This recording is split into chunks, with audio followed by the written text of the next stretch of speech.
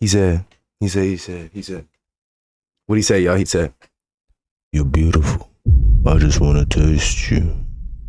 Somebody take me in your arms tonight." Look, I seen Sinners 3 times. Yes, I seen Sinners 3 times with my own money. The second time I seen it, I paid for all the homies to come with. Yes. It's that good. It's that fire. Today, we not touching not one motherfucking controller. Today, we're going to be chopping it up about this motherfucking movie, Sinners. Directed by Ryan Coogler, starring Michael B. Jordan, Haley Steinfeld, Woomy, Delroy, some other names that I can't get off the top of my head. Omar Miller, shout out Cornbread. Cornbread was a fucking GOAT, you know. Shout out his wife too. But today we're going to be talking about Sinners. This is going to be spoilers. So spoiler warning, right? Basically just about to give like just quick points, whatever's going to come to mind first. I really don't know what I want to call this series, neither like movie talks or like Davier DVD discussions. I don't know, y'all. I don't know. I'm coming up with the ideas right now as we speak. But for right now, I'm gonna go ahead and get blessed. You feel what I'm saying? So I can really yap to y'all right now. And yeah, this is the first time y'all ever seen me just go off about some shit that I genuinely enjoy. So be prepared.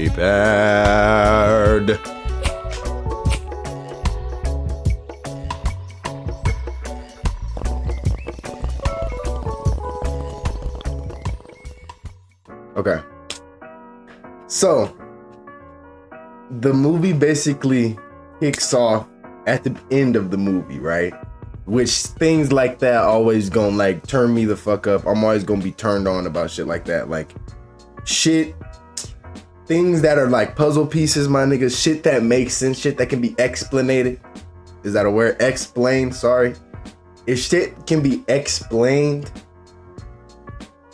I'm with you. You feel me? So he up in the church and shit, walking back into the church after the events then popped off. This nigga Pops basically telling him, give your life up to God.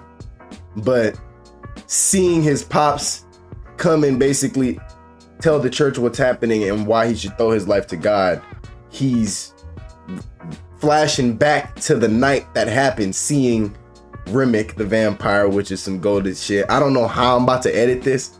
I'm about to try my hardest for y'all, but I don't know how I'm about to fucking edit this, real shit. But Remick the vampire is like being... Hold on, y'all. I gotta make sure that I'm not peeking too much. Am I peeking in this bitch? I hope I'm not peeking. Hopefully we good. Remick the vampire, he's seeing like flashes of him and his Pops, like basically doing the same thing. His Pops is trying to tell him, convert your life to Jesus Christ, Christianity, give your life up to the Lord. And Remick was trying to tell him, basically explaining why you should come to our side, why you're gonna be on our side, why I'm gonna turn you into what I'm gonna turn you into, right? Boom! We're in the movie now. We flash to the movie. It's basically showing us the slavery shit, you feel me? Like, no disrespect, but it's showing us the slave shit, which is real impactful, you feel me? It's very encompassing. The movie like makes you feel like, damn, we here too. Like, this is somewhere we live at. This is people that we care about. I don't know, it's just real, it's real like drawing. It really brings you the fuck in, like for me at least, because I went with people and some shit literally, y'all, like over their motherfucking head, and it was so funny. Shout out to my niggas, love y'all. But we get introduced to Sammy, the main character and shit. He basically a slave. He doing his quota shit. He picking his cotton. He cleaning himself with the soapy water she washing the clothes with. Just to let y'all know how we used to get down back in the day. Shout out to them. And I can break this down so much more if y'all want me to, but I'm just giving y'all like a quick little run through. Sees that it's a good day, goes to reach for his guitar. His guitar isn't there because his Pops took his guitar, right? And basically the whole thing about him playing the guitar is that you going to play the devil's music. You going to play in the juke and the blues music where people go to sweat and fornicate and dance and basically step away from their responsibilities when you can take your talents and do them in the church, right? That's what his Pops is basically saying. He doesn't say that he should play in the church, but it's insinuated, you feel me? So After that, his son basically tell him like, man, I done my work. Nigga, fuck you. I'm about to do what I want. You feel me? I'm about to go do what I want. Nigga, take the guitar, and he makes him recite scripture. I don't remember exactly what scripture because I did go and see it 3 times, but I wasn't like that on it. You feel what I'm saying? I took it in for what it was, but I wasn't nigga in that bitch with a notepad. You feel me? He recites scripture, basically tells his pops, I got you, I hear you, but I'm gonna do what makes me happy. I just want to get away from my work for one day. Just one day, let me get out of this shit, right? So he take his guitar and he leave, and then we're introduced to the twins. Shout out Michael B. fucking Jordan, bro. Clap it up. Clap it up for that nigga. Let me not do that. Listen, Michael B. Jordan, literally 10-20 minutes halfway through the movie, like, yes, he's playing the 2 same people, but the people that I went with, and I've asked them all the same thing, it's like 20 minutes in of seeing both of these characters on screen, it's literally like there's a oh shit moment where it's like, wait a minute, this is Michael B. Jordan. Both of these niggas are Michael B. Jordan. Oh shit, that shit funny. Like, you forget because he's literally 2 completely different people with his voice, with his mannerisms, the way he looks, the way he dresses. You feel what I'm saying? Like, it was amazing. Shout out to the crew, shout out to the costume designer, shout out to all the folk. That shit was great. It was amazing. Michael B. Jordan's characters, Stack and Smoke, was amazing. And for me, it just hit home because I got a little brother. You feel what I'm saying? Y'all probably don't. Y'all probably know. Like, come on now. I done got hella videos. Y'all don't know. I got a little brother out there, and he's an NFL player. Damn near about to be, you know. When it comes to me and him, that movie just relates so much because I see myself as Stack, and I see my little brother as, flip-flop. See myself as Smoke, and I see my little brother as Stack, and it's just so relatable because I thought it was just me until my brother said, bro, them characters fucking, and he told me, I was like, yes, bro, I agree. I literally agree with you, my nigga. It hit home because the movie, when it's like, yes, the movie is the movie, but if we're talking specifically about those 2's relationships, I'm gonna just touch on it for a little bit. The idea of having not only a brother, but those 2 men are twins. Those are fully grown men that are twins. They've lived life together. The idea of companionship and community they were born with, and that it's never been separated. You know what I'm saying? They're twins. I feel like that being seen on screen and seeing that, spoilers, I already told y'all, and we see it in the trailer and shit.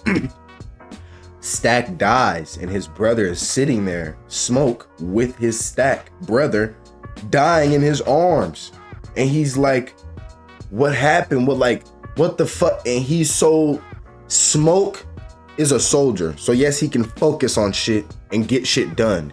He just gunned down the threat got up and ran out. Nigga, that's some shit. So that fucked him up.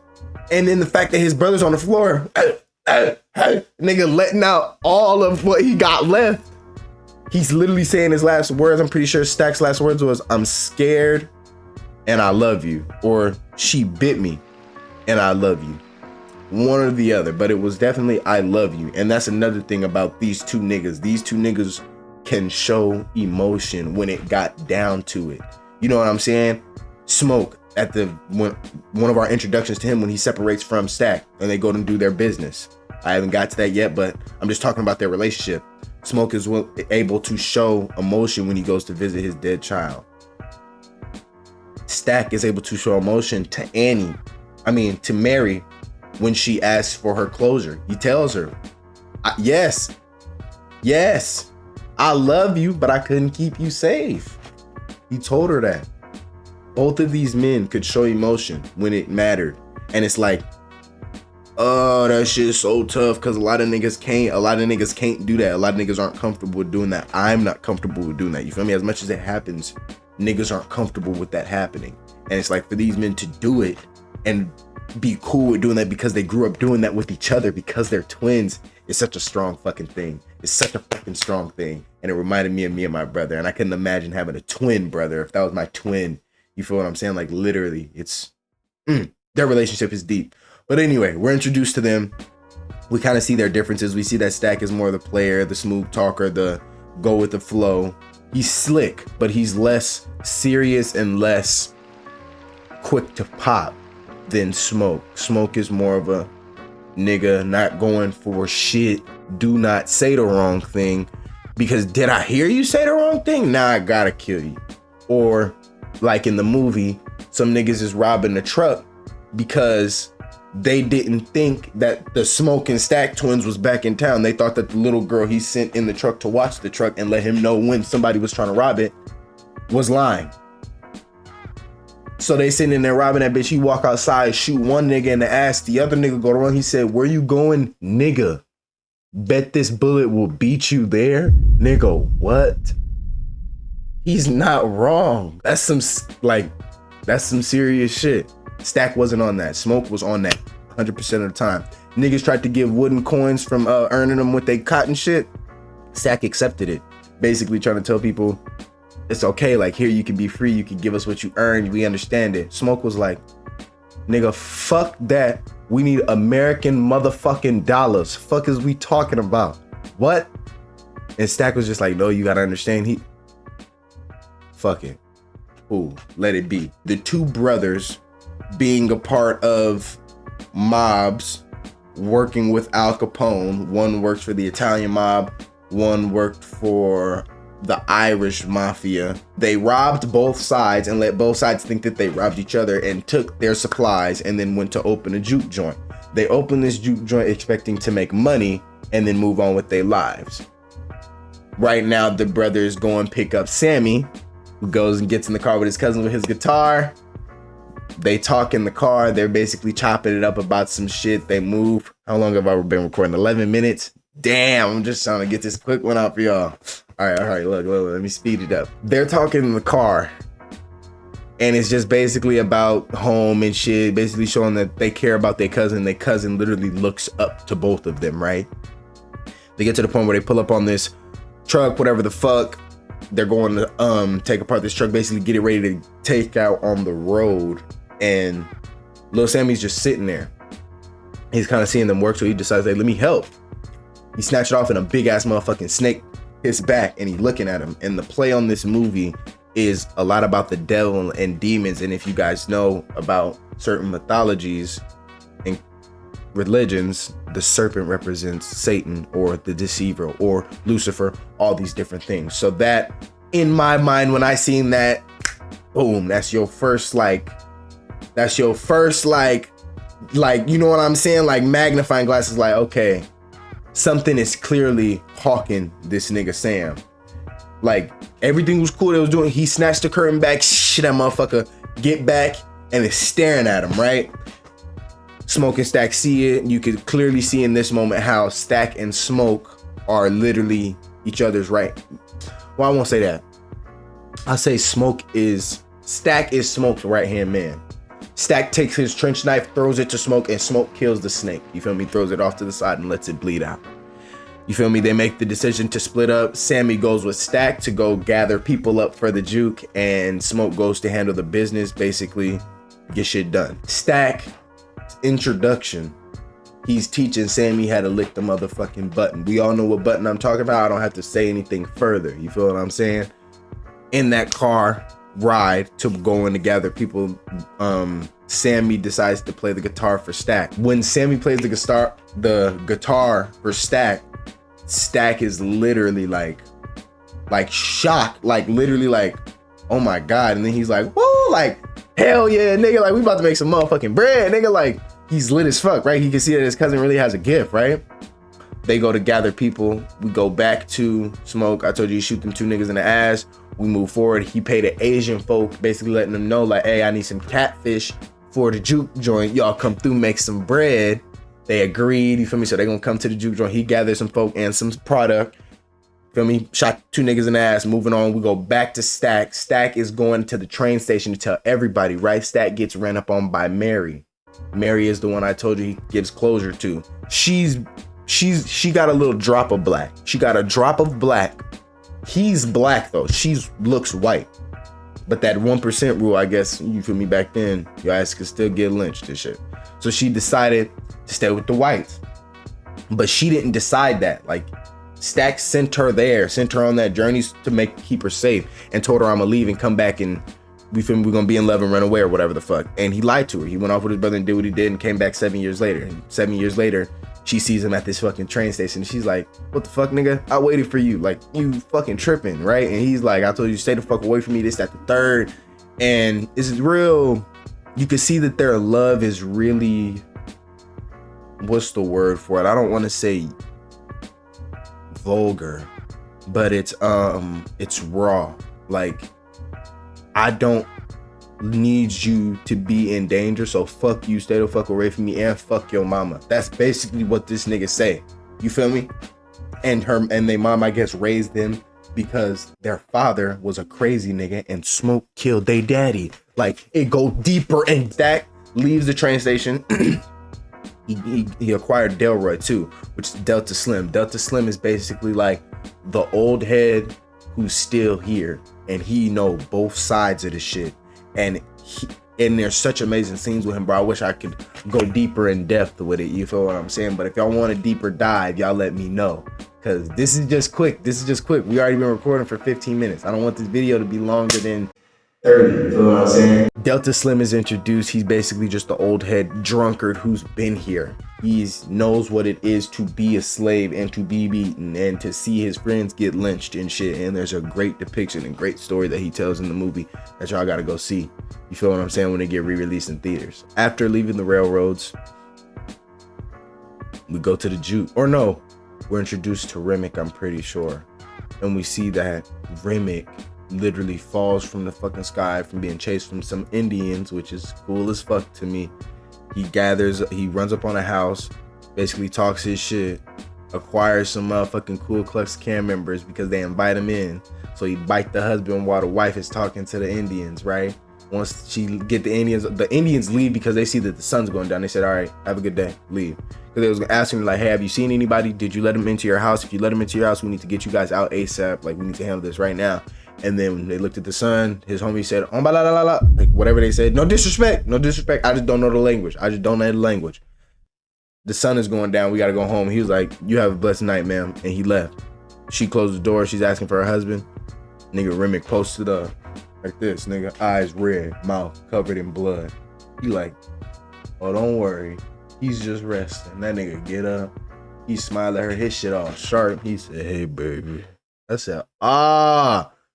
And then the music, you guys, the music of this movie. If you want to go see this movie more than anything, go see it for the music, because the music is such a big part. Because right when that happens, you hear the scream, the iconic, you feel me, a horror movie scream, and that fucking guitar. Like, it's just amazing. It's amazingly put together.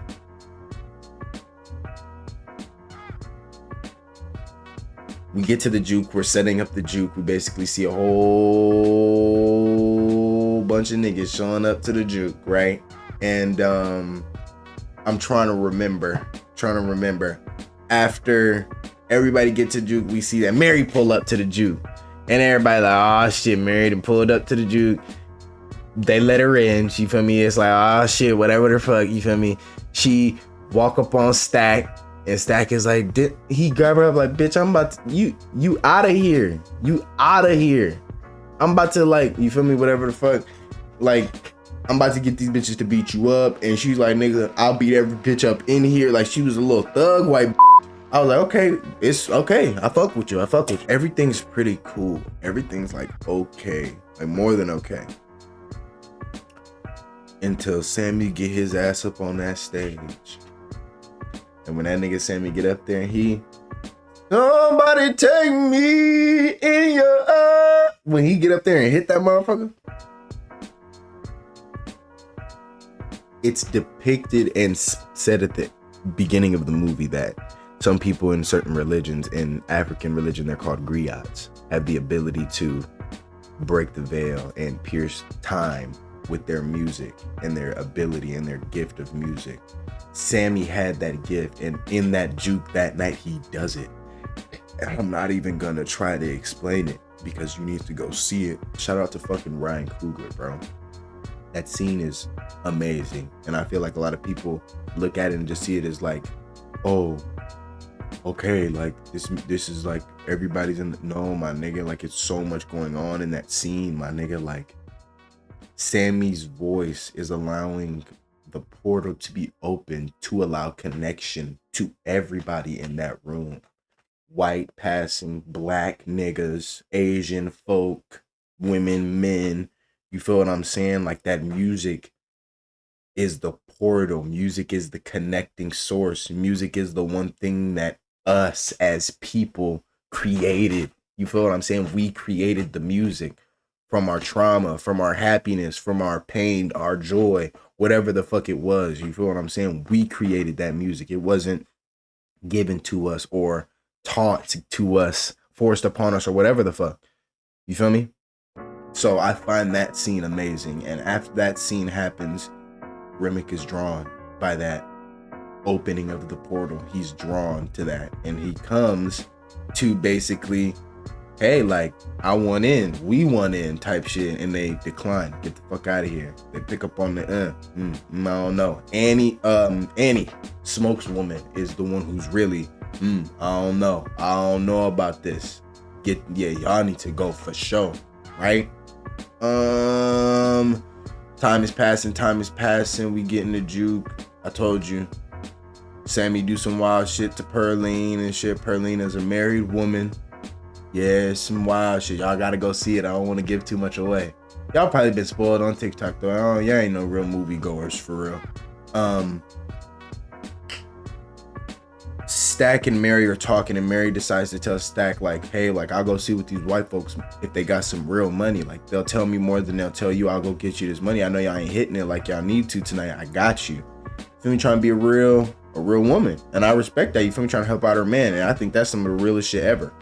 But I think she fucks up when you just be white. I'm sorry. Like, she goes out there and these people are sitting out there singing the hardest shit. Will ye go, lassie, go? Hardest bop I've heard in a while. It's giving me the same thing as I'm on the top of it. It's the same little vibe. It's really not, but I think it is. You feel what I'm saying? And it's all that matters on my shit. She goes out there.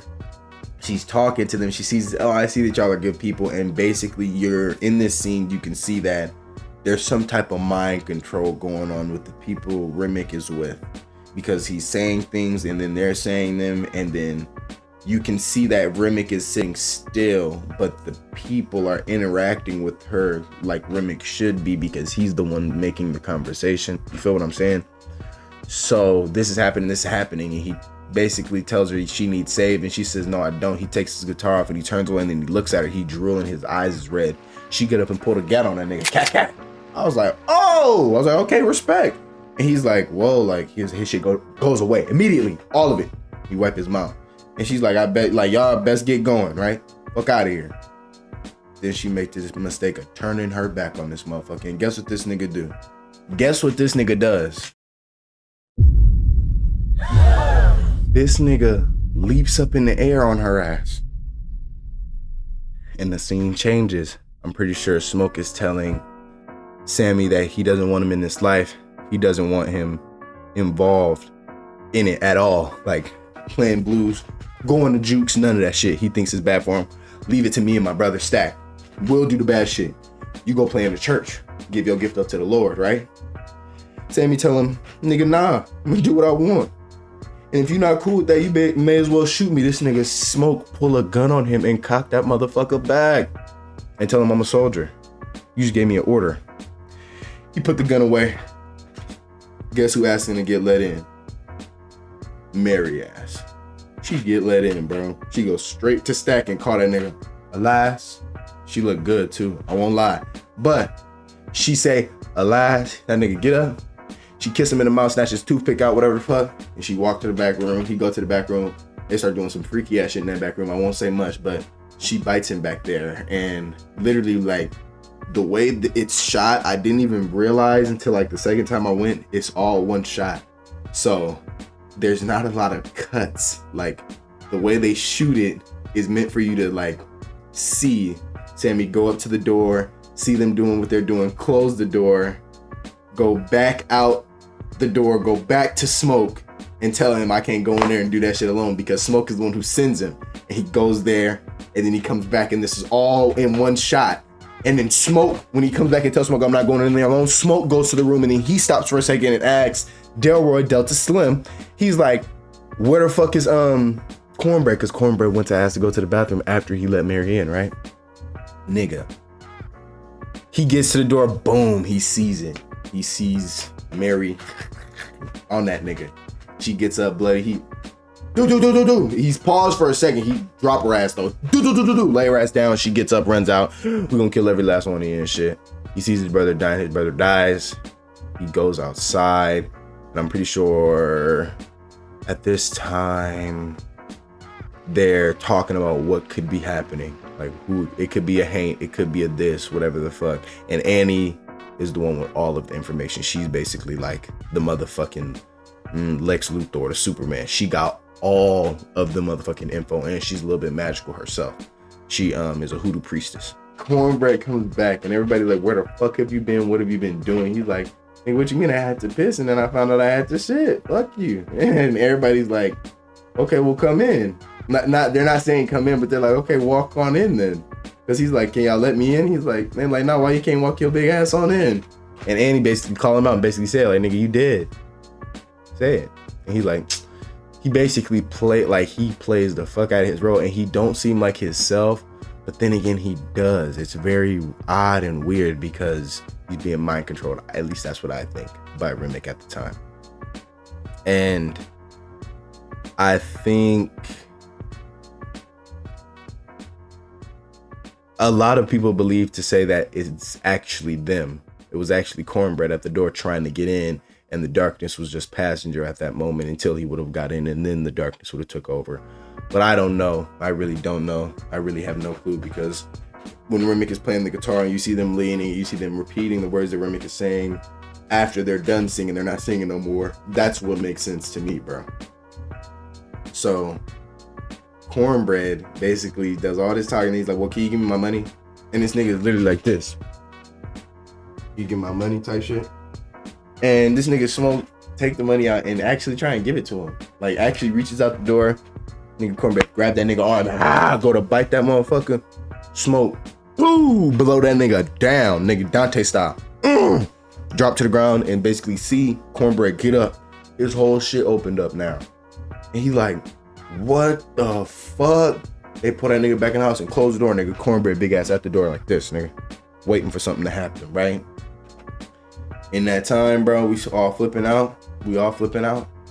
She's like, it's vampires. She basically that's when she explains that it's vampires. Annie, nigga, why the fuck we here? Smoke. Nigga, Stack is up. So with Stack being woke in the room, they all at the door trying to check it. They all like, are you good? Like, nigga, what's wrong? We saw you dead. He's a vampire now. He's fucked up. He's dead as fuck. He decides to bust out the motherfucking door. Nonetheless, he busts out the door. After he busts out the door, he goes outside.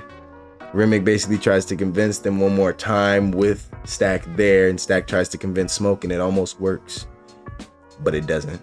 You feel me? They all pull him back inside. Grace, the Asian woman, is now fucked up because her husband is out there, and Grace, the Asian woman, is basically the concluder of the movie. She basically let all of the vampires in to end the movie, right? And she did so reasonably, in my opinion. If you guys go see the movie, y'all go leave y'all comments and y'all let me know what y'all think. If y'all want more, we can talk about it. I will make more videos, but I'm just trying to get this out fast, get this out quick for y'all. When they're all let inside, everyone dies. Annie is bitten and then murdered by Smoke to free her spirit before letting her turn. Mary runs away from the barn. Smoke versus Stack happens. Remick versus Sammy happens upstairs after Delroy sacrifices himself to have all of the vampires from outside come downstairs and focus on him. Smoke and Sammy go upstairs. Remick flies, lands on the motherfucking top floor, the second floor. Sammy walks in, fights that nigga, and has Stack fighting Smoke. They get Remick distracted with a bullet. I think Smoke shoots him, tack, tack. And Remick is like, fuck. Sammy jumps outside, boom, damn near stumbles on his leg and shit. He's stumbling. Nigga Remick fly from the top and grab his ass up, really start fucking him up. Basically now it's just a playing game.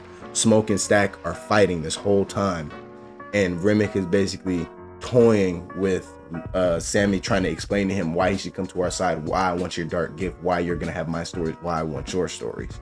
And he was telling him that you don't understand, like, this is like you're about to be able to do something for me. This is about to be great. And he starts praying. Sammy starts to pray to the Lord, starts saying the Lord prayer, and it's deep because Remick is an Irish man, not just a vampire. He's an Irish vampire. So being Irish, he is also comes from an oppressed people. And he says to Sammy that the words you're saying brings me so much comfort, but the man who stole my father's land and also stole from you, they're the same people that told me the same shit they told you. And although they bring me comfort, they won't save you. And he basically tells him that you, now when I turn you into what I turn you into, we are man, beast, God, devil. He says all that shit. He says some real crazy shit, and it's like, whoa. And it's crazy because he's saying the Lord's Prayer as what he is. Demon, devil, vampire, whatever you want to call him. He's saying the Lord's Prayer, and he has his vampires also saying it in congregation, feeling the Holy Spirit, an imitation of that. And it's kind of like, what the fuck? Like, whoa, that's the devil, that's demons doing that shit, you feel me? And it's a very powerful scene, and it just shows that basically this entire time the people, and this is what I took from the movie before seeing any reviews or seeing any TikTok on it, the people that are pushing for the church and pushing for God and grace and going for the godly way of life are usually the people that get fucked over, because the godly and the thing that we are going for comes from a corrupt person, you feel me, that corrupted us. You feel what I'm saying? That's kind of what I got from the movie. The Bible and that message of prayer did nothing. Jesus did not come save. God did not come save Sammy. What saved Sammy was that guitar, his gift, that knocked that fucking vampire. Whoa, what the fuck? Which bought who time to come outside and then stab him in the back, smoke. I believe that it was the guitar that saved him, his gift, not the Lord. And I don't say that to like downplay the Lord. I just think that it's a play on the fact that as Sammy being a sinner, Sammy doing what he did with his life, trying to be like on the bi-curious, doesn't know if he wants to be Christian or not, do it sometimes and then want to be free, sin sometimes and then be righteous sometimes. I think being that you can't call upon God just when you're scared or when evil comes.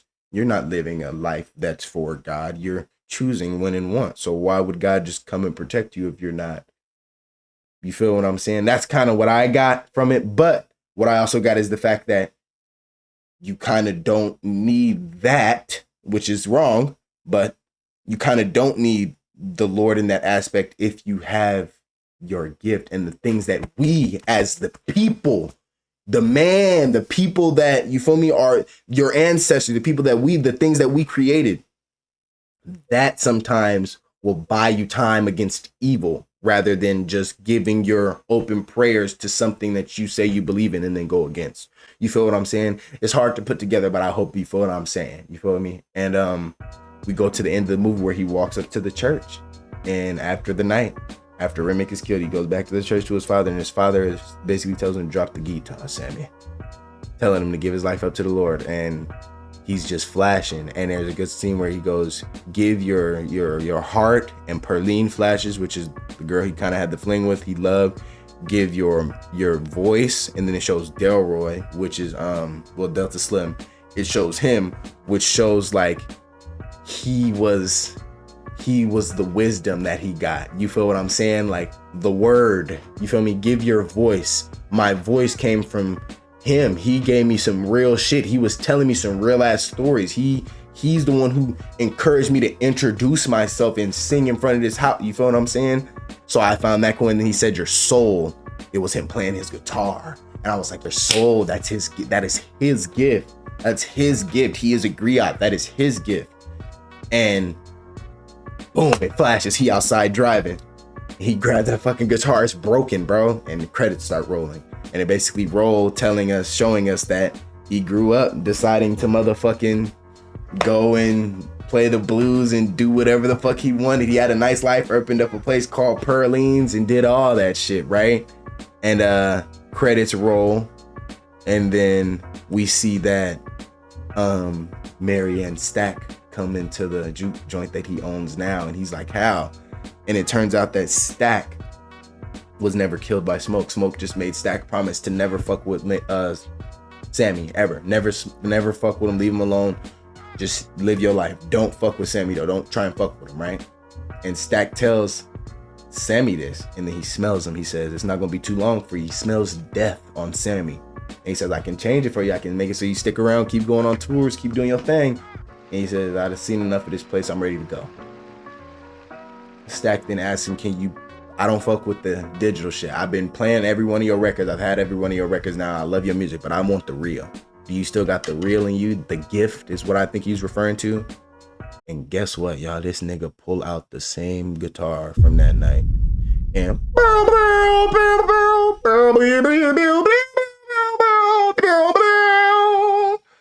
traveling. The same song he sung with them when they rode the first time, and Stack was surprised by that guitar.